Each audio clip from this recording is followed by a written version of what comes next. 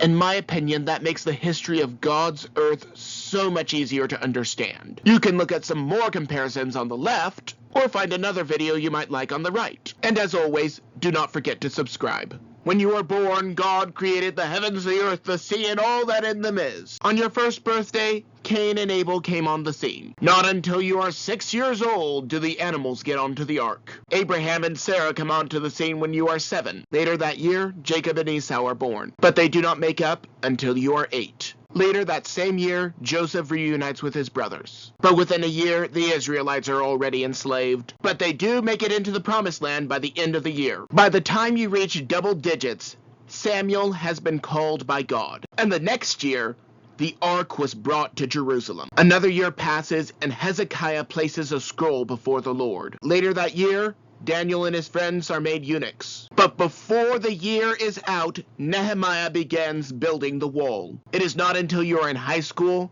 that Jesus Christ comes into the world. And before the end of your freshman year, the book of Revelation is written. During your sophomore year, the Roman Empire is split in two, leading the way for Constantine to make Christianity legal. During your junior year, the infernal Muslims come onto the scene. And the Vikings come onto the scene when you are a senior. You're going into a good Christian college when the Crusades begin against those aforementioned infernal Muslims. And then the Magna Carta is signed. And near the end of your 18th year, the Renaissance takes place. At age 19, you see the 95 Theses. At age 20, Napoleon has begun his conquest. And by the end of that year, the Wright brothers have taken flight. And on your 21st birthday, you're caught up to the present day. In my opinion, that makes the history of God's earth so much easier to understand. You can look at some more comparisons on the left, or find another video you might like on the right. And as always, do not forget to subscribe.